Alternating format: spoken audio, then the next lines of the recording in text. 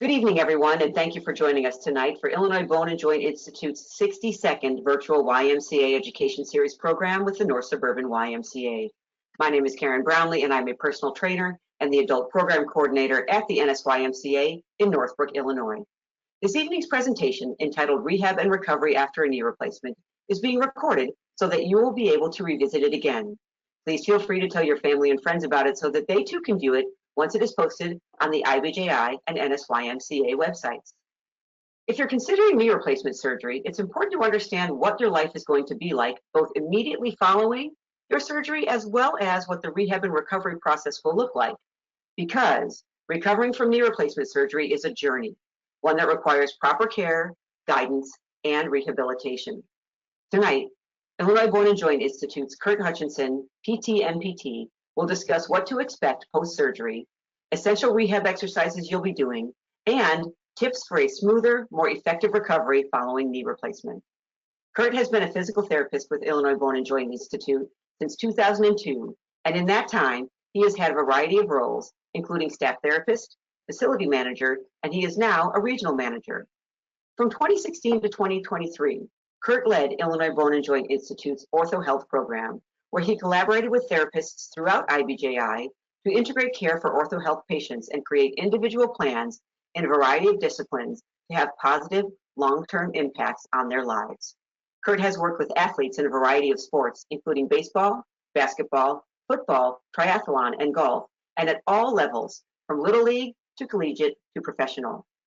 Kurt assisted athletes with foot and ankle rehab and orthotic fabrication at his alma mater, Northwestern University, where he received his Master's of Physical Therapy. More recently, Kurt has been working with patients to help them manage chronic and persistent pain. In addition to pain management, Kurt's specialties include sports medicine, shoulders, feet, ankles, and of course, our topic of discussion tonight, knees. During Kurt's presentation this evening, you might find that you have questions for him, which he will be happy to address at the end of the program. Simply type your questions into the question section on your screen, and I will receive them and relay them to Kurt immediately following his presentation. I do ask that you please keep your questions general, as he will not be able to address individual concerns without individual consultation. If you do have self-specific questions, you can reach out to Kurt via one of the options that will be listed on the slide shown during the Q&A portion of the program at the end of his presentation. One last thing before I return the evening over to Kurt, please mark your calendar for our next IBJI and YMCA Education Series program. On Tuesday, May 20th at 7 p.m., Dr. Richard Nicolay will discuss common golf injuries and how to maintain your game.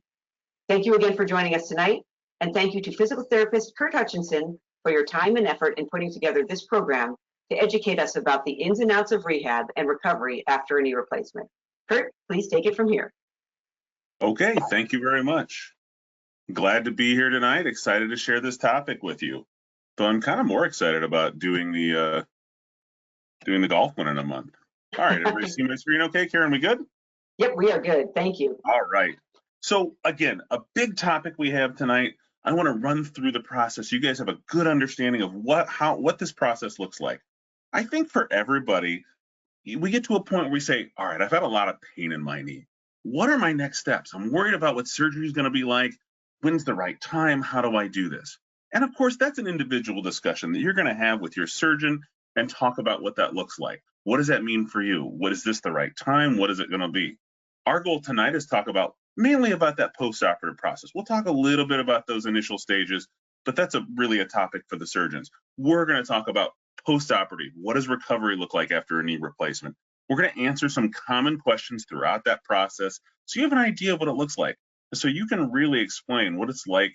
So we can explain what it looks like to get back to living and moving freely. So common questions. What's the knee going to look like? Well, I'm a little nervous what this is going to look like. Fair question.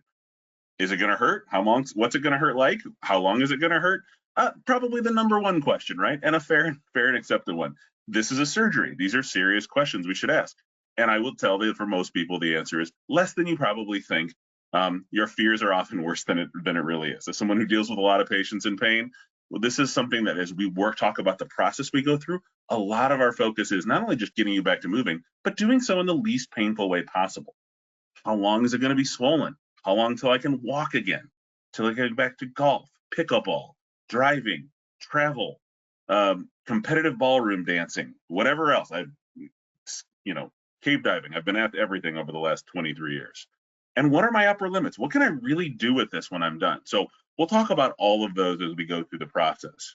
But a couple of key principles. Rehab is not something that's done to you. It's a collaborative process that's done with you, that you are going to participate in, and make sure that we're actively involved. Communicate early and often. Understand what your goals are, what your hopes are, what your dreams. We need to get back to. People that have goals and motivation do better. Hey, I really want to pick up the grandkids. I really want to get down and do this thing with the kids or take this long trip. Those are motivation. We want to know that so we can tailor a program to you. How do we do that? Well, we try to get moving early and get the pain under control, which is very doable. So a lot of strategies throughout the process to do this. It doesn't need to be complicated, right? Consistency is the key to almost everything we do. We don't need a million fancy exercises or simple things. We just need to execute the very basics very well. That will get you so far. And that early motion is important. It imparts a ton of benefits to you. What benefits? Well, you're going to, by moving early, get better range of motion in that knee. You're going to have better straightening and bending of that knee. In doing so, you're going to have less complications. You're going to get the muscles to activate early. You're going to get less atrophy of the muscles. Atrophy just means a wasting away of those muscles. I've seen there's recent research studies that even just a few days or up to a week off, you're going to get some significant loss of the ability to fire that muscle. So just turning those muscles back on early after surgery, which again, the first couple of days, not your favorite thing, is an incredibly important step. Improving your strength by firing the muscles, you're going to increase your strength. You're going to restore your function. You're going to start walking and getting back to stairs sooner. Your recovery is going to be better. You're going to back to being more functional around the house, wherever you go. You're going to have a decreased incidence of manipulation.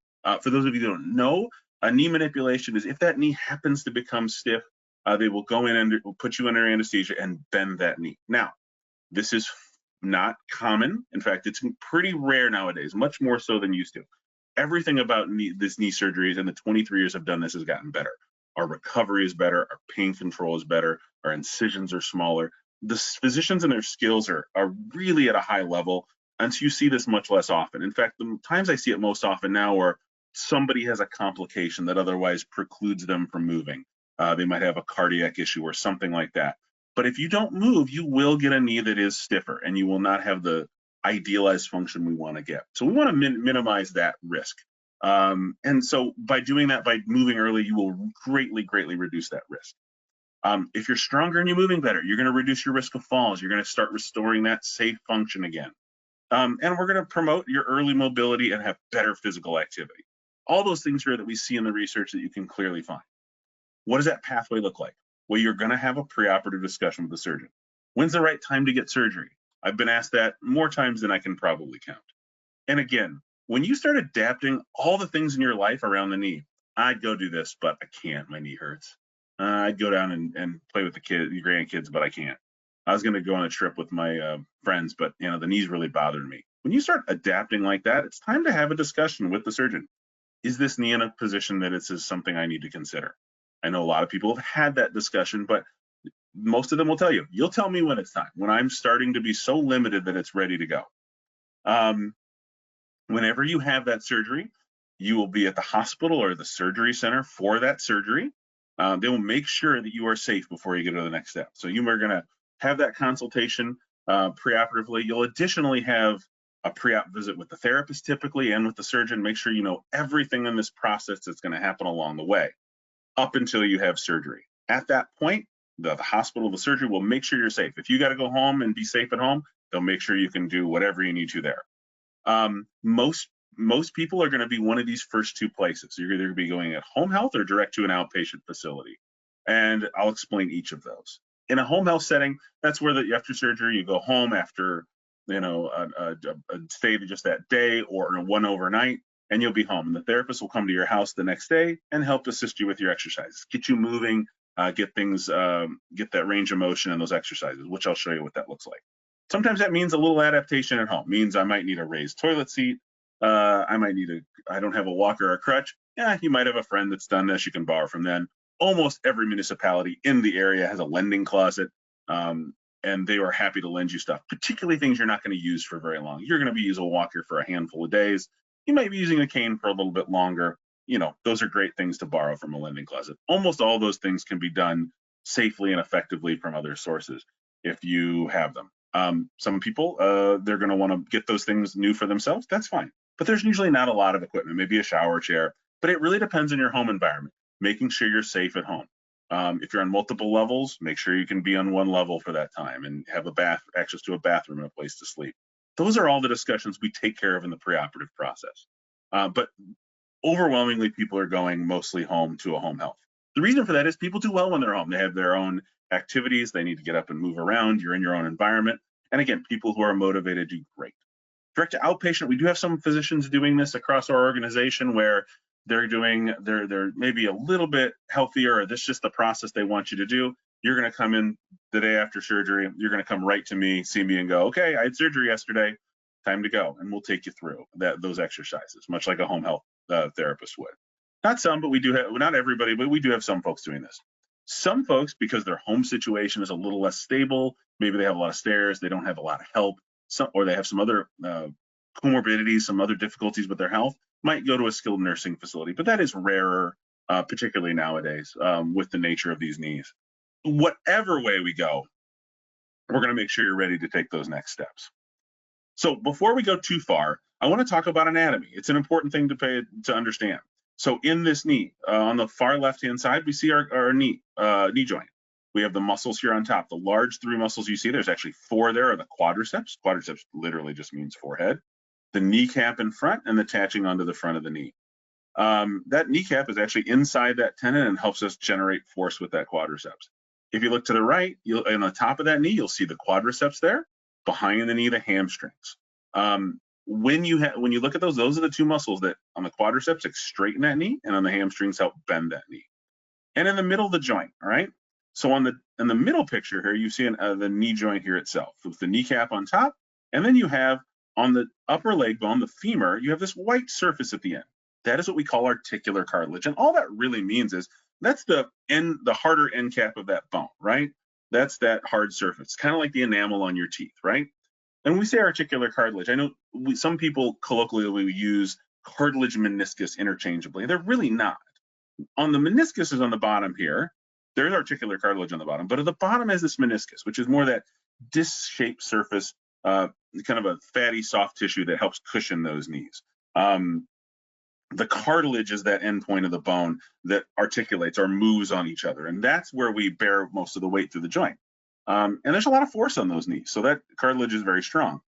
Again, osteoarthritis is the process of breaking that down. So you see on the left here, we have a cleaner surface on this side, but on the right side of our picture here, you see that articular cartilage wearing away, and now you see that joint change. So when we're talking about,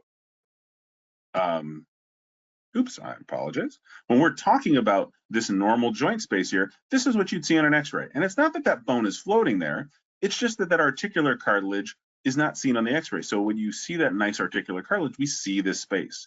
You don't see the articular cartilage on here. And on the right, you see this loss of space. You see this significant loss of space on the far right side of this picture. And that's what becomes the arthritis.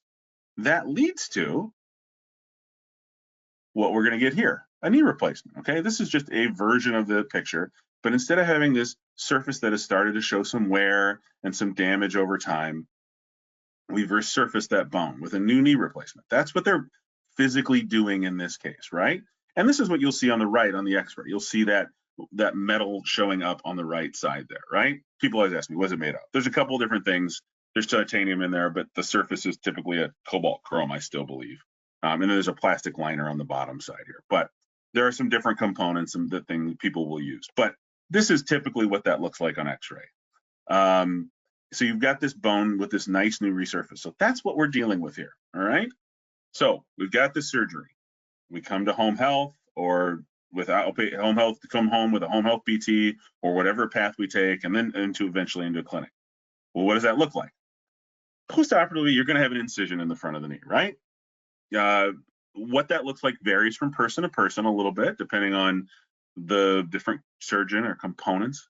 But keep in mind, how big is the incision going to be? Well, all the surgeons want to keep that as small as possible. It reduces their risk of infection, and they want those wounds to heal. That's the number one thing they want. So nobody's making it any bigger than they need to, right? They need to get in to do the work. What we need to know, they will sometimes see some different things. Some people will use stitches or glue. Some people will cover it or not cover it. I see things from many different surgeons across, not only just IBJI, but other places. Either way, fundamentally underneath, you have an incision in the front of the knee.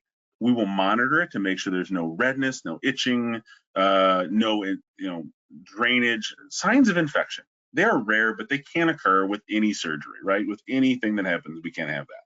But we monitor that. When we get to the next picture, we'll talk about how. Swelling is normal. That knee is really swollen the first few days.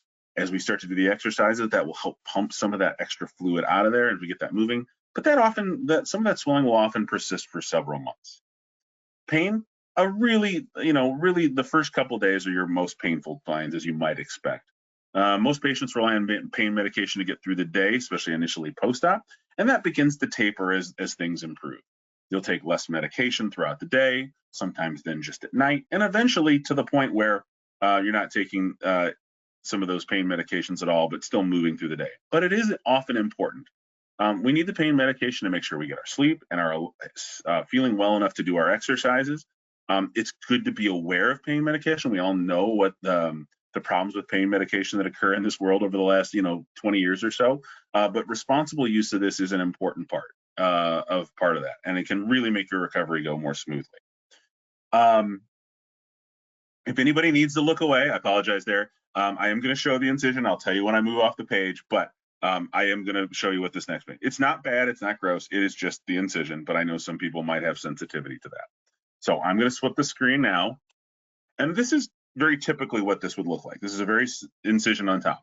And again, I picked this for a reason. It's pretty normal. You see some normal redness out there across the edges of this. This is not something that's concerning. If I saw that spreading out an inch or two or more as time goes on, or we start to have more drainage or something else goes on, but this is a very typical thing you would see just a few days after surgery. After a few days, those stitches come out. The knee is healed on its own. There'll usually be some like little strips we call steri strips across the top. But again, that will vary from person to person. And then you're back in and doing the range of motion. But you can move with this in. That is perfectly fine and perfectly safe to move with these in. In fact, you will have this in early as that skin starts to heal over. All right, we're off that page now. So where do we start? No matter where we go, if we're in home health, if we are in going straight to rehab, or we're in a skilled facility, we're still going to start with range of motion. Getting that early knee range of motion, getting that knee bending and straightening consistently, preventing that stiffness, and oftentimes reducing the pain. Sitting around and not moving really doesn't do a lot for your pain. Getting that knee moving early on can really help you kind of manage that pain. After you sit for a while, you're going to feel stiff.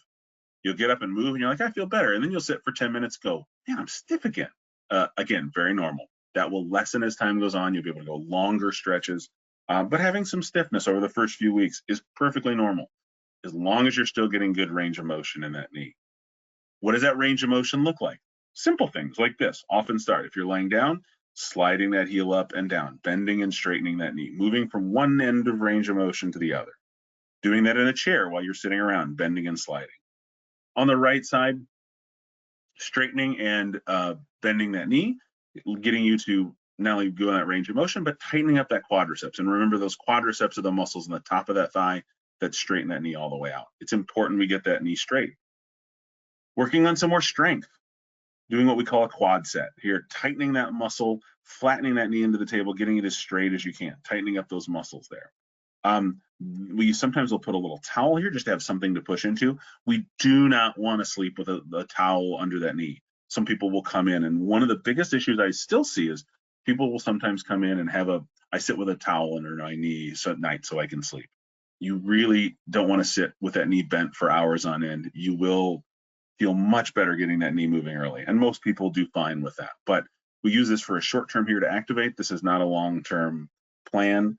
Because we want to restore that motion, and having to fight for that range of motion later, it causes much more difficulty.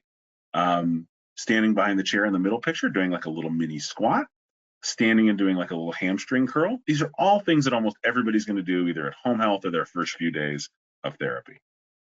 Other exercises. Having a knee that's bad doesn't just affect the knee, right? We're doing calf raises to strengthen that calf. We're doing hip exercises, kicking back into the side to strengthen that hip, address any issues that might be persistent there, because with the knee, we might have been limited in the activity we can do, and we want to start to get that moving again. We'll then do some balance and walking, of course, as well, and make sure we get all of those things moving. So range of motion is something you're going to hear about a lot. And a lot of people get really focused in on the number, right? What's normal? What's good? What's bad? Well, let's just kind of define our terms first, right? Knee extension is getting that knee fully straight. We should have to get that knee fully straight to 0 degrees, meaning it's a straight line basically, right? Again, some people will have a little past that straight, a little what we call a little hyper extension, but usually not very much. It's usually right there. But some people just have a little more mobility there. You will see that oftentimes in women a little more than men if they stand around. But after a knee replacement, you'll get that knee fully to straight. And we need to, because we need that get the knee straight to walk. If we got one leg bent all the time, you're going to be not the same length of legs on both sides, and it's not going to look for a very good gait. Knee flexion. The goal is to get as much knee flexion as possible. Again, not in the first day, but we want to get as much as we can. It may not be quite the same as the other knee. The upper limit of knee flexion is what we call tissue approximation, and that just means the calf and the thigh are touching or as close as we can get. If you're me and you got fat thighs, then you're going to not quite get as much on there. But you see some people where their upper limit is higher than others, just because the shape of their body is a little bit different. The knee, the prosthesis in the joint is going to allow as much range of motion as we need to be functional. But we'd like to get as much as we can. Early on, getting that knee to 70 to 90, those are good benchmarks. 90 means we can sit with the knee in a chair. So, remember your trigonometry. It's a right angle. The knee's at 90, right? Those are nice benchmarks to have. Once you get past that, it gets easier to get that. And oftentimes, people still, man, it still hurts when I bend this knee. Of course it will. That's normal. That's usually the only time it's really irritable, is working on that last bit of end range of motion, but it really pays off. I always tell people it might hurt the same, but you're hurting further along. So that's progress, right? It's important that we just keep those things moving. What other progressions do we talk about? Start walking to get more endurance. Just doing simple things like, hey, I walked, around the corner. I went a block or two. That's great. When we start coming into therapy, one of the things we're going to do is start working on steps. After surgery, you're going to be using your other leg to do up and down steps. They'll come in and say, up with the good leg, down with the bad leg. And when you come and see me, I tell you, it's not a bad leg, it's just your new leg, right? And it's going to get better and better as we go. So we're going to outlaw the word bad leg, because it's not a bad leg. It just needs time and practice. And we'll start with smaller steps, going from 2 to 4 to 6 inch steps. And we'll make sure we can negotiate any steps. Step ups are a little bit easier, stepping down being a little harder. We'll do forward and sideways. We'll practice balance, change the direction, make sure we can negotiate around obstacles. Anything else you're going to see in your house, in your community, make sure that there's something goes on.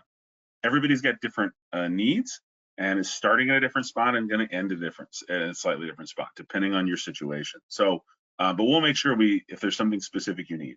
I've had folks do this that still are working, heavy labor. They might be kneeling as an electrician or, in construction in some cases. And, obviously that's a little different demand than going back and sitting at a desk, right? So all those things are doable. It's just a matter of negotiating those things as we go forward. Some general goals, obviously we want everybody to be able to walk independently, right? Make sure we're comfortably walking with a nice, smooth, steady gait, that we can negotiate stairs at home in the community, and we're safe with everything else we need to do at home. Standing, cooking, dressing, any hygiene related skills, anything else we need to do to be safe, we want to make sure we do that before we're done. What other questions? How long till I get my motion back? It's an important one. I get asked a lot. One, it depends on how consistent you are in doing your exercises, but if you're consistent, it does depend on what your motion was like before. Some people will come in and haven't bent that knee a lot in many years. They didn't have a lot of range of motion. They lost a lot of range of motion, but some people don't have as much pain as others. It is one of those things that is unique about this. Not everybody's x-rays look the same and have the exact amount of pain. There's not an equation you can do there. Some people have terrible looking x-rays and their pain's not that bad, but they might be limited. If you're more limited, it sometimes takes a little longer. The rest of that soft tissue has to get moving again. If you're more deconditioned, your conditioning is not going to magically get better after surgery. The rest of that soft tissue has to adapt. But if you move earlier, the easier it will be. You'll start building up that conditioning from day one. And again, will PT hurt? Not you. The first few days are sore, right? You're definitely going to have soreness and stretch that tissue, but you're going to mitigate that by moving consistently and early. It doesn't do us good to just push one big time and get that knee moving. It's much more important to take a consistent approach, put you back in control, getting that knee moving time after time after time throughout the day, little bits at a time, and you will have much less difficulty with that end range. Most of the time, just that little stretch we have to do for a short period of time. And if you can manage that, you can manage it. The process is not that bad. But those first few days, they're definitely sore, right? That's why we have the pain medication and all those other tools, using our ice, using our elevation of the leg. All those things we're going to use throughout the day to help manage that swelling and stiffness. Not sitting in any one position for too long. All those things we'll take you through as you do this. How long will I use a walker or a cane? Again, something we talk about a lot. Until you can walk without a limp, right? The walker was usually just a few days, but the cane, I want to get rid of the cane. Great, I appreciate the motivation, but I don't want to throw the cane away and then walk around with something out of Monty Python's Ministry of Silly Walks. That does not do us any good. We want to practice something that you're going to sustain for the long term. We're here to practice good habits. And it's better to use the cane a little bit to level out that walking, get a nice, smooth, steady gait, then toss the cane aside and limp across wherever you're going to be and be in more pain. It's just going to put more stress in the tissue. You will get there faster if you take a measured approach and use that to level things out. Yeah, shorter walks don't need the cane, fine. If we're out in the community and going longer, might need it there just as our endurance picks up. But we don't want to throw that away early. It's not a measure of toughness how fast you get rid of the cane. I want to know how quality that gait is, how well you can walk consistently and for how long. Then that will be fine. But as the strength and endurance improve, the walking will improve. It's just a function of how we do. Long-term limits, swelling. Again, we will have some swelling in the knee early on. As you activate those muscles and start to move, that will actually help pump some of that fluid out of that knee joint by activating those muscles. So you'll see some improvement, obviously, right away. But some swelling's going to remain for 2 to 3 months. Some folks more than others, depending sometimes on what your swelling looked like before. That's okay. That's normal. You'll often see improvements in that range of motion down the line as the rest of that swelling dissipates. Some people are up active early, and as they're active early and they're using that leg and that leg's down, and we call it the pendant position more, as you're standing more and not elevating the leg, sometimes you'll have a little more swelling there for a while, and that's okay. But we just want to see that going and at the end of the day, take care of yourself. Make sure that swelling continues to go down. Long term, that's usually not much of an issue. Activity, what can I do? We're doing this so we can live your life better, not so we can limit you, right? So we want to stay strong and stay active. The knee handles things like biking and walking and those repetitive motions because it's so well made and well aligned when they put it in. It handles motion for a very, very long time. As many repetitions as you can put on it, but you may not want to run and jump on it. You don't want to just pound away on this thing recklessly. I've had people go back to some pretty high level stuff. I would encourage each of you who are thinking about that to talk to your physician about what they would want in terms of limits. I've seen people do a lot of really strenuous things, but they would talk to you about what those upper limits are for you. For some people, they're going back and they're very active. They're elliptical and bike and swimming and hiking and doing those things, and they're fine. Playing pickleball and golf and things like that when the time is right. But I think it's a good discussion to have individually because not everybody's coming into this from the same place. Some people are pretty limited and they just want to start living without pain. But no matter what it is, we want to be active, like an active relative to you. Keep your activity up and moving. If you're weaker and deconditioned, that's going to take a little longer. It can be a little more challenging, but it is well worth your time to keep yourself moving. I don't want people to be afraid. People come in sometimes like, I don't want to hurt this knee. And that's fair. We want to respect the tissue. Or if we're 2 or 3 days out, we're going to treat this very differently than we are 2 or 3 months out. But long term, these are very stable. They tolerate range of motion well. You're not going to break this by bending it. The first couple of days when you bend it, it's going to feel like it's going to break, but it will not. They are incredibly stable. And these are not fragile. And I think the thing I tell people is neither are you. If you build yourself up, you can do tremendous things with this if you continue to do and really get back to living the life you want to. Again, what else can I get back to? Golf. I know some physicians do this generally. I said globally, generally around 3 months. Some people definitely get back sooner than that. I am not the person who okays that. That is your surgeon. But I would say generally some people are that as you pivot in a golf swing, especially if it's on your front side. So if you're a right-handed golfer, it's your left knee. If you're doing that, sometimes that pivot across that front knee is a little more of a challenge. The knee handles that back and forth motion really well. Sometimes the rotation's a little uncomfortable. And again, most of the time we have lots of conditioning to get back to. Over time, all those things get more comfortable. All the little moves that are sensitive early on become less so, change of direction, all of those things. Kneeling, I again asked very often. Kneeling can be uncomfortable for many months for some people, sometimes up to a year. Most people are able to do it at some level, but some people do have difficulty. And often if they've had a lot of difficulty or pain in that kneecap before, it does become a little bit of chronic irritation around that kneecap. It's not usually the incision or anything from the knee itself. It's just, that as we move along, sometimes that a padded cushion helps reduce some of that discomfort. But in the garden, at church, I know those are things people ask me about a lot. Pad the knees, get a little stool, use those things in the meantime to help get you back. But most people do fine with that ultimately, but some people are really uncomfortable. It is kind of desensitizing. You have to just practice getting in some of those positions over time. And everybody's tolerance for those things is a little bit different.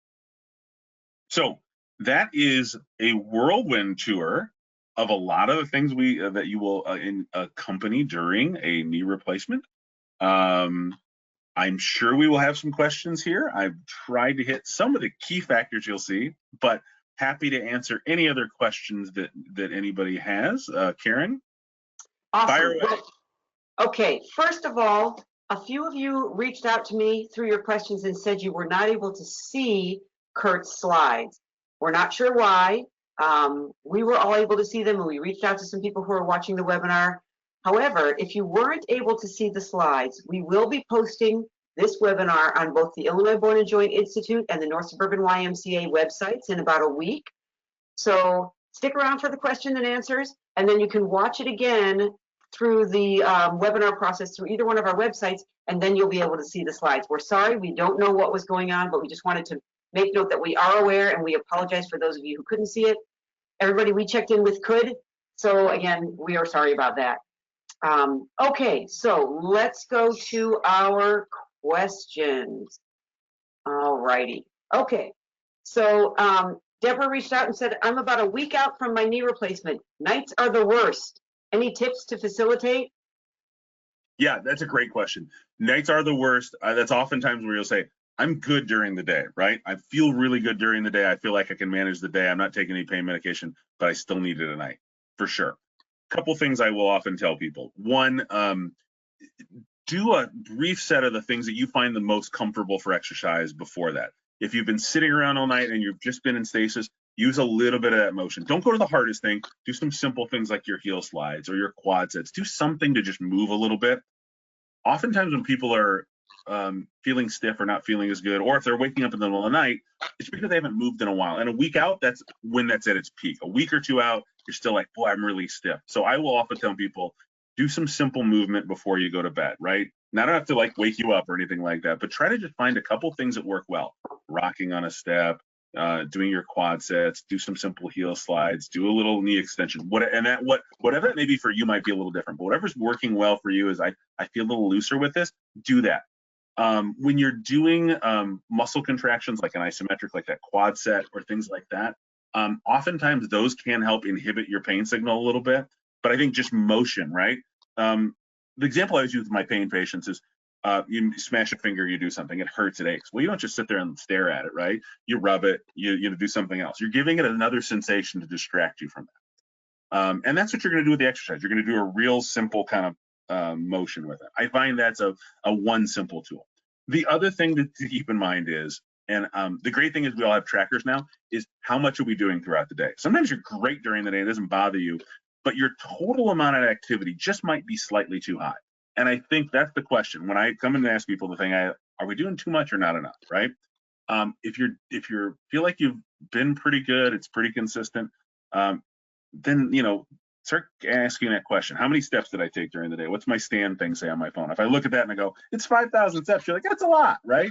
If it's 300, well, like we probably want to move a little bit more. So calibrating that total time that you're moving active is really key early on, and pacing that out. So a little bit of movement before bed would be solution one to try to, just kind of inhibit that firing of those nerves. And then the second part was just take a look at your overall activity in general. Some people are doing well, and that overall activity just creeps up high, and you pay the price for it at the end of the day, right? And that's often one of the case, because during the day you can distract yourself with anything, but at night, it's just going to sit there and talk to you. Some of that is normal, but if you want to minimize that, that's what I would try to do. And doing those usually is some combination of those things along with your medication a week out is usually part of the solution. Great. Okay, thank you very much. Okay, Richard says, it seems that patients who are post-knee replacement seem to have a wide spectrum of outcomes, from patients saying they didn't have a good experience to others saying that everything is excellent and that they're good as new. Can you summarize those things that patients need to do during their rehab and recovery to increase their likelihood that they'll be excellent or good as new in their outcome? Anything that you didn't already mention that you might be like, oh yeah, you know what? Also, It's a great question. I think the number one thing is consistency. You don't have to be really that complicated in this, but you do need to be consistent. I think the wide variety of where people come out, some of that is due to the wide variety of positions people are coming into. And I think doing a little work and a little work prehab is good. Another thing, diet and sleep can't be underestimated. As I've been an ortho before, I know how important those things are. Getting more protein into your diet, those kinds of things. If you're strengthening beforehand, there is, I think, good data, and I know some surgeons across in different areas are focusing on diet, and I know we do it in ortho, talking about quality of diet beforehand helps the quality of that tissue. But if you're more active going in, you're going to be better. We can overcome any of those things, because some people, through no fault of their own, are just coming in from a really tough place. But managing diet, managing sleep are really important. And I think just being consistent. But I think where people come to it from is really makes the biggest difference in that. And I think you can do well. Look, if you're going to choose a surgeon you're comfortable with and you understand that process, understanding the path you're going to take, which is why I was thrilled to do this one, is so important, because I know these things are going to happen. And you'll get reminded 50 times along the way. Yes, that's normal. I don't want you to worry about that. Focus on A and B, right? Or if it's not, you know what? Let's address that. Hey, you know what? This pain medication isn't working. Let's pivot to the next one.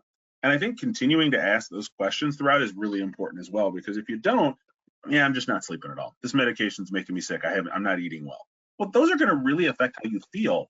And you're just going to have no energy, and you're going to feel lousy trying to do those things. So you're managing that differently for everybody, but all those things come together in the periphery and finding that thing. But keep asking those questions, right? Those are the core things. It's not complicated, but it is finding those solutions for everybody.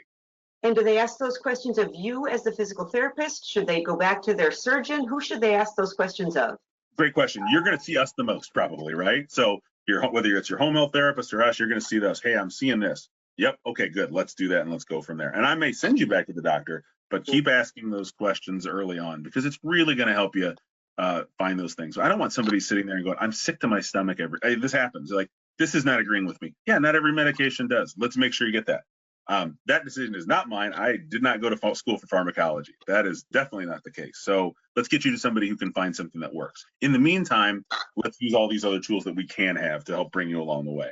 But yeah, there's things like that just don't agree, or something doesn't work right with our metabolism, and we have to make adjustments. So, but if you're not fueling and you're not sleeping, you're going to feel lousy even if you didn't have surgery, right? So, right. You had mentioned how people come in, and you had said a very tiny thing about some work before surgery. There were a bunch of questions. Are there pre-surgical exercises that would help? Should I do prehab? Can you address that a little bit more in depthly? Yeah, that's a good point. Not a lot of people need to necessarily do prehab. Some docs will have you do it if there's significant limitations, but the stuff I've given you is that I put in the presentation is some of the things that you're going to do immediately post-op, or all the things you're doing preoperatively, right? Bending that knee, range of motion, stretching that knee out, doing some just basic range of motion in the knee, just trying to wake up those muscles in beforehand. So if somebody does come from prehab, those are the very same things I always tell them, hey, we're going to do this prehab for you. These are going to be the same things you're going to see after surgery. You won't be surprised. These are things that are going to come back and you're going to see again. and it'll be part of the process. But yeah, doing some knee range of motion, just seeing what you have. Sometimes if somebody comes in particularly with a big loss of their knee doesn't bend and you got 20 degrees of flexion in that knee and you can't straighten it out, let's see what we can get beforehand. That might be useful. Some of the docs will definitely recommend that. Most people, they're falling within that normal range. Most people are in a range like, this is what you're going to do. You can do some things, and you will find, some simple routines out there, or they will even give you some, or, hey, can you send this? They'll even sometimes reach out to me at different times. Hey, can you send somebody some things to get started with before surgery? Absolutely. Yeah, that's not a problem. It's kind of on a one-off basis, but most people that's not necessary. But we, in the pre-op process, they may be like, hey, I'm working on this. We noticed this when we met with our folks preoperatively. Yeah, here, you might benefit from, hey, try these 3 or 4 things and just keep it simple. The last thing you want to do is flare somebody up or get them irritated when they're getting ready to go into surgery. We're not trying to make things worse. We're just trying to ease that transition into the next steps. Great, thank you. Okay, what equipment should so Joe asks, what equipment should I have for home health for those rehab sessions so I can pre-order? They'll go through that in the preoperative process, and it depends. If you got a house on one level, it's usually not much. If you get a walker or a cane or both from a friend, from a neighbor, from a significant other, from the lending closet that exists everywhere. Sometimes a raised toilet seat, if you have a really low seat, that's going to be easier. The deeper squat on a new knee is a little tougher, to do that. Sometimes a chair in the shower when you're allowed to do that. I think that's typically all people have. There's not a lot there that you have to do. Depends. They might say to you, hey, one of the questions in the preoperative part, they'll ask you, got any loose rugs? Do you have it go on multiple levels? What is your bathroom situation, your bedroom situation? All right. Most people can manage those. It's usually not a ton of equipment. I haven't done one of those pre-ops in a while. I'm thinking through if there's anything else, but yeah, there's usually not a tremendous amount of equipment you need to do, and you'll have plenty of time as they talk through that process. Here's the things you're going to need, and it's not really an extensive list. They'll make sure you have everything else you need. They have a checklist for all that stuff when they go through it with you. So okay, but at least like knowing you might need a walker or a cane is a good thought, at least to get started if you're especially if you're someone who's going to be alone. Yeah, right? If you're alone and you're going to make sure, like, hey, that the raised seat on the toilet, things like that, if you've got a situation, but just making sure you can get safely, around the house. People ask about grab bars. That's usually not necessary. You're usually moving pretty well, pretty quickly. There's definitely some things where that's the case. But yeah, making sure there's not loose rugs and things that are just trip hazards you wouldn't want necessarily anyways. There are often things we're talking to people about. What's your environment like? What kind of help do you have? And if you have help for a couple of days, that usually helps ease that transition, and we do pretty well. Great. Okay. Is there any value for things like helping patients with the psychology of pain perception or other useful psychological and or physical therapeutic activities, again, pre-surgery is what another thing Richard wants to know. It's a great question. Yeah, that's my favorite topic right now. Is I've done a lot of stuff with folks with pain recently, and I think it's a great topic, and I think there's always stuff we can do. I would tell you that some people, I don't want to hear about this at all. Please don't tell me about the surgery. Don't show me pictures. Don't do any of these things. Please, just let it happen. I get that. People are squeamish about that. They may have, and it's not, some people, it's just this fundamental reaction. It's nothing they can control. Other people want to know every detail. What's the thing made out of? What's going on? Yeah. I think we talked a little bit about the psychology of pain. Like, what do we want to do? Understanding it's not as significant as you want. The pain medication is your friend. Using ice, using that pain medication, getting some early motion. Those really are some of the key components. And that's why I kind of put them in throughout. Each of those things, are 10% solutions, right? If I'm getting up and I'm elevating it so I'm not as swollen, that's going to help. If I'm icing regularly, that's going to help my pain. If I'm moving consistently, that's going to help my pain. If I'm especially the first few days, staying on top of my pain medication schedule. Boom, I'm staying on top of that. I'm going to respond so much better. And I think the other thing psychology to understand is, when we go early on, what really should, what are the things I'm concerned about? Well, if I do my consistent warm-ups, that range gets easier, right? Oftentimes I'll have somebody come in and do that heel slides in range. I want you to warm up. I'm not going to stretch. We're going to do some massage. We'll do some hands-on, but I want you to get moving first. And all of a sudden they go from 90 degrees to 105. And I'm like, all right, well, we already did most of what I need to do. I'm going to add a little bit. Oh, I'm already warmed up. That's not as bad, right? So understanding if you stack all of those things on top of each other, you're automatically kind of taking that thing down. Are some people going to have more sensitivity to that? Yeah, then we're going to break out all those other tools. How do we, get our hands on it? Another great one is often just telling people, get your hands on that skin, on that tissue. We're not going to rub on the incision and do all those things, but get your hands around it. Feel how your hands are going, okay, this is normal. And the knee may be going, 5-alarm fire. I'm not used to being touched. Please don't touch me. No, we want to get our hands on that. We want to integrate that touch back in.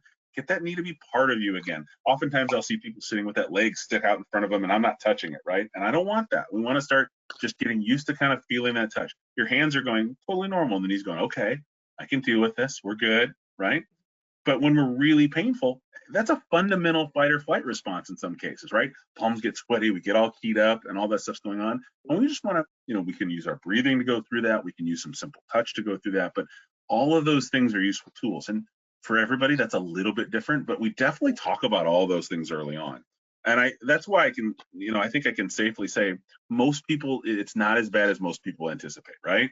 There are always people that are going to have a little more pain or just didn't have a great response to whatever, but those are few and far between, and they've gotten so much less over the years. So each of those pieces are going to resonate with somebody, and somebody goes, as long as I get moving, I'm good. As long as I elevate and do my icing, I'm great. As long as I do whatever, right? Yep. We all end up in a good spot. But yeah, I think it's a great question. I think because for everybody, that's a different challenge. Yeah, thank you. Joe is asking, in that first week after surgery, how much time should he keep his knee elevated? Great question. I don't know that we necessarily have amount of time. I definitely have people do it too much and they don't do their exercises, don't move around, right? Part of the benefit of being at home is you have to get up, you have to go do your basic, chores. You're not somebody waiting on you. They're not going to bring you lunch. You got to go get lunch, got to move to the chair, got to get up and move. You want to get up and move every hour and make sure we're moving. When it's down, when you're laying down, you're resting, get that leg up and elevated. And when I say elevated, I mean above the level of your heart, ideally, right? But I've had people come in, I've had it up 23 and a half hours a day. And you're like, oh, that's too much. Now when we get down, the leg's going to start to swell a little more because you just never moved at all. We're not doing enough activity. We're not doing enough strengthening of that muscle or enough range of motion because we're just up all day, and that's also tends to be the same person who doesn't touch it and the leg's kind of out there. So no, there's not a number, but do a little activity, see how it feels. All right, we're resting, elevate it. That's fine. But we don't have to be up 24 hours a day. In fact, we don't want that. We want to gradually just move into like more normal activity. But when we do rest, especially that first week, get it up, get a little elevated, get some ice on it, get that swelling down. That'll make it much easier to get down. Some people, when you first put it down, they'll be like, feel that little bit of throbbing in the leg. It's understandable, it's normal, but we don't want to just live there. If you sat there for 2 hours, at dinner or sitting there, that first week, you're going to be feeling that. So you don't want to do that. But yeah, can't give you an exact number, but in general, your workload's going to gradually step by step increase every week. Great, thank you. Mark says, while it may not be common, can you speak to symptoms or consequences of an allergic reaction from the body to the metals in the new knee device? And if so, how are those treated? Boy, these are pretty inert. I don't know that I've seen anybody have an allergic reaction to the knee itself. I remember years ago, I had one person years ago with many generations ago on the hip that had that. But I don't know that these are pretty inert. I think that's my understanding. My understanding is that's pretty rare. And I don't know that I've ever seen that. It's much more common to, a glue on the skin, something you ran across in life, just a general skin irritation, things like that. I don't think I've ever even seen that. I don't feel qualified to answer that question. So and in a way that's great because you've dealt with it. You've done. How many people have you worked with in knee replacement rehab? Yeah, hundreds and hundreds, right?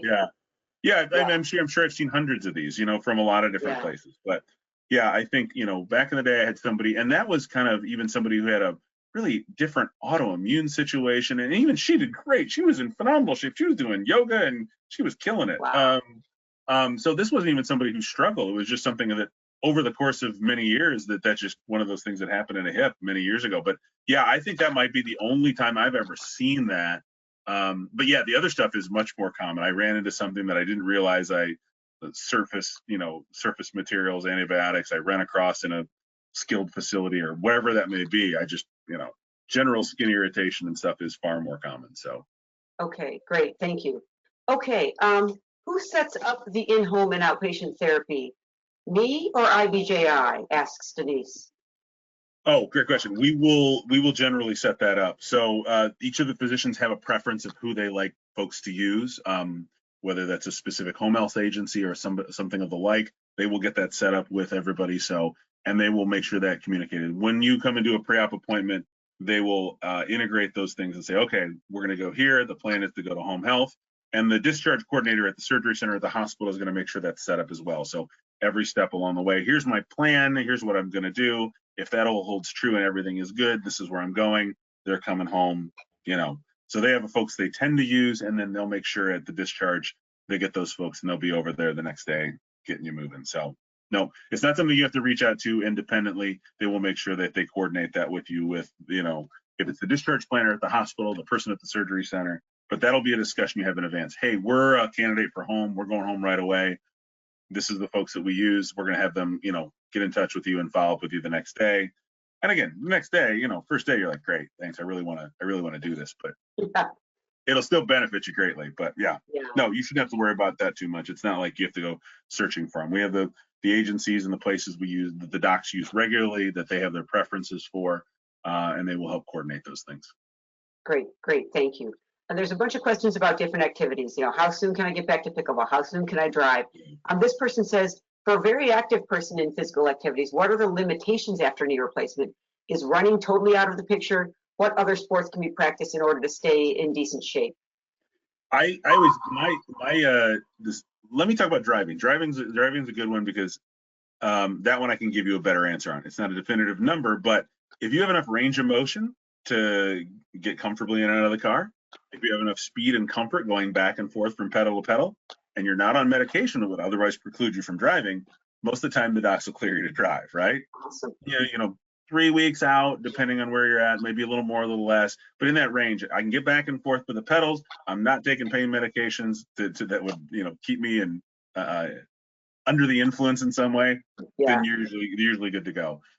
In terms of higher limits, I purposely deferred that on the slides just because I've had some docs tell people that, hey, you go do whatever you want. I'll turn you loose on that. When people ask me, one, I defer to the doctors, and two, because they've seen the knee, they've done the surgery, they know what that looks like for you. I can help you if you have other limitations, right? If you come in and say, hey, doc said I'm going to play tennis. Great, we're going to play tennis. I think we should work on your hips and we should work on your ankle mobility to make sure that's possible. Because if those aren't up to top shape, the knee's going to be fine. You're going to have something else go on. Let's make sure we can do that. I've had people do, stuff at a pretty high level, but I think you want to think about, if I'm going to do stuff that's at a high level, that's a little more impact, they tend to shy away from that a little bit. So what do? Get in the pool, get in the elliptical, get on the bike. You can work really hard and get that heart rate up, because I know some people really want to do that with just less overall kind of impact, that less cutting, landing, that kind of stuff. Beyond that, I'll defer to the docs in terms of those things. But I have a good friend of mine who had a few good friends as I get older here, have these things done, and that's where I always steer them, right? Hey, if you want to preserve this for some of those higher level things you want to do, then day to day, stay in good shape with your walking, your elliptical, the pool, those things that keep you up and active and cardiovascularly in great shape, but you still aren't the higher impact activities. And again, I'll let the docs kind of set their own higher limits for those things, because I know some people have some different limits with those things. Yeah, great, thank you. All right, and I'm looking for some others that are a little bit more general. So some people are talking about stiffness and pain after their knee replacements. Yeah. So people are asking about medications, Tylenol or Advil. What can I do if I sit all day? How can I help the stiffness when going up and down stairs? My job requires me to sit. I had surgery 8 months ago. What can I do for stiffness now? So it sounds like we've got a lot of these questions. So if you could address, I think you've already said it, but maybe just reiterate. Let's talk about a couple things there. I think stiffness is a really important thing to talk about. And what I tell people is, I feel really stiff. Okay, Well, what is the nature of that stiffness? And for some people, that means the knee doesn't move very well. For some people, I feel stiff, and you come in and they have 130 degrees of flexion and they can go perfectly straight, and their range of motion is good, but they feel stiff. Is that strength? Is that endurance? Stiffness can kind of manifest itself in some different ways. So I think the thing I will always talk to people about is what's the nature of that, right? Is the nature of that I'm still limiting range of motion? Let's work on range of motion. Is it stiff if I've been sitting for a while? Understandable. Let's move a little more frequently. It's stiff when I go up and down stairs. We might have a power deficit. We might need to get a little more strength going there, or start to build up a little more endurance. That can simply be just a matter of endurance, or a combination of all the above. So really interrogating what's the reason for that feeling of stiffness. It's a very common feeling. Again, totally normal those first few weeks. I get out of a chair, I get moving, and then I sit down for a half an hour and I get back and I'm stiff again. But that should dissipate over 5 minutes, 5 weeks, 4 or 5 weeks out. After a couple of steps, I'm good again. That really dissipates down. But if it's longer than that, let's get into what are the reasons for that. If I'm sitting all day at work, I get it. So then you want to just find some things to move throughout the day. Do some simple exercises, straightening and bending that knee throughout under the desk, moving every hour. When you get out of that desk, go for a little walk at lunch, do some activities, do some of those simple things. Again, it doesn't have to be complicated, but it has to be consistent. And then figure out which piece of that works better. If I do a little more strength, if it's more stairs, let's focus on that strength component. Let's do some more stairs when we're at home. It is hard when you have to go back to both ends of the spectrum are hard. I got to go back to a job where I don't move all day. That's lousy, right? It's no fun, and you feel stiff, and you're gonna have to take some movements. And I could do my knee extensions while I'm on the Zoom call right now, right? Or I've got to go back to a really high level, and they may feel stiff and sore at the end of the day because they're exhausted. These guys are, back on a construction site or supervising or standing 8 hours a day. Either my teachers, right? You're going back and you're in a classroom and you're standing for a while. Each one of those has its own challenges, and we're going to try to mitigate that in different ways. Hey, I'm going to try to get you off your feet after you've been standing all day. If I'm sitting all day, trying to introduce some little, my friend Greg calls them movement snacks, just little movement throughout the day and get that knee moving. Find little things you can do to kind of mitigate that, so it's not bad at the end of the day, right? So doesn't feel like that just builds and builds. But you have to figure out what those couple things are for you that makes you adjust. But stiffness is a great cue, but it's just one piece of trying to figure out why is the reason that tissue doesn't feel like it's moving the way you want it to. And it can be a lot of things. So. And how long does physical therapy go after a knee replacement? Is it a month? Is it how many months is it, or how many weeks is it? Yeah, 20 years ago, we would see people starting at 4 weeks after surgery, and they might go to skilled nursing or home health for 3 or 4 weeks, and then we would see them at 4 weeks, and you're just hoping they're close to 90, right? Now, I'm getting some folks, 1 or 2 days post-op, and you're coming in, you're like, okay. And I see them for 10 or 12 visits, and they've got, better than range of motion than that already. If you're doing home health, maybe home health for, 10 days, 2 weeks, coming in and doing that, then they're coming to see us. Oftentimes they'll see us 3 times a week the first couple weeks, and then twice a week for a couple weeks after that. So you're looking at a total of between 4 and 8 weeks, the average probably being in that 6-7 week range. Again, if you've got a little more limitation or some other difficulties, it's probably going to be a little longer. That's okay. We just need to make sure we get you to the point you're safe. If you weren't doing a lot beforehand, I don't expect that to be, perfect afterwards. But some people come in and they were doing everything they could beforehand, and they come out of this just doing great. Like they hit the ground running. But that's okay. We meet you where you are, and we go from there. But yeah, somewhere in that range, you're usually in there with us for, that's kind of where I set when people come to set up post-op. Let's get 3 times the first couple weeks. Make sure we get you on track, get on the rhythm here, get to all the new things we're going to do here, taper that down, and maybe we need another week out the end of that. That's fine. We'll get you there, but that's typically what that course looks like. Again, everybody's path might be a little different depending on where they go, but a lot of those paths are determined by what your preoperative condition looks like, right? So. And I know we're just bumping up against 8 o'clock. So my last question then would be, okay, so now you're getting discharged from physical therapy. Do you hand them a list of exercises and say, do these for the rest of your life, or do these whenever you're feeling stiff, or do these if you're feeling weak? Do you leave them with or keep that consistency, keep moving for the rest of your life, get up every hour during your work day? I try not to determine the rest of their life at that point, because God knows what goes on. But one of the things I will tell them, like, I will often lead them, hey, one of the things you're still complaining about is what we just talked about. You're still feeling stiff on the stairs. I think focus on the stairs. Do that a couple, come in, a couple times a week and put some reps in the stairs. If I know there's somebody who's exercising, I'm not going to dictate too much to them, right? We're already moving. Go do what you do. Call me if you need anything. We're always here to help if you need any idea. And I think, I would tell you that most of our therapists are the same way. Hey, if something comes up, let us know. But we tend to know at that point, after seeing you for a few weeks, we know what your tendencies are. For some people, I'll be like, hey, you're at work a lot. You do better with this. You'll feel better if you do these two things, right? And I try to keep it small. One of the keys to getting somebody to comply with these things is typically like, keep it small, keep it simple, right? If I give you 10 things, you're going to do 0. If I give you 3 or 4 important things that are meaningful to you, you'll probably do the 3 or 4, right? That's just how we all work. I'm not going to do the 10 somebody gives me.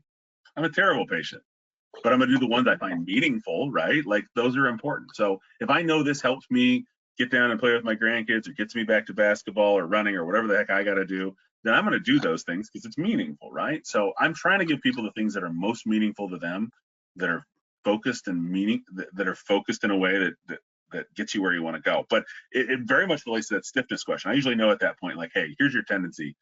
Lean into these things. If somebody's ever really pretty active, I may be like, hey, don't do an hour on the elliptical tomorrow. Dial it back a little bit.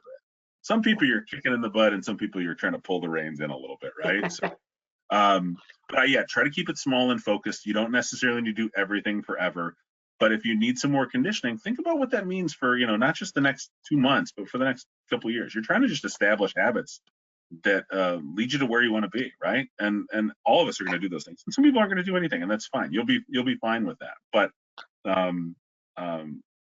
you get to the level you want to get to, right? That's just how this stuff works. So, and most people I find are, when you have meaning, or it feels, we found that those things work, they'll lean into those on their own and they'll make those decisions, right? So.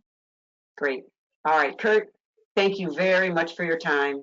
No Everybody problem. who joined us tonight, thank you very much for joining us. And again, for those of you who were unable to see the slides, we will be posting the webinar up so that you'll have access to see the slides, take notes, take pictures of the slides. And again, we apologize for the trouble that we had, but Kurt, I can't imagine wanting to listen to me again. That sounds terrible. I would not do that. nah, I look like I'm selling real estate. I wouldn't listen to me. You did a great job tonight, Kurt. Thank you so much for your time and for the slides, and thanks everyone for joining us. Take care, everybody. I hope you got something out of this. I wish you all the best. Let us know if you need anything. You guys take care. Take care. Thanks. Have a great night. Bye-bye.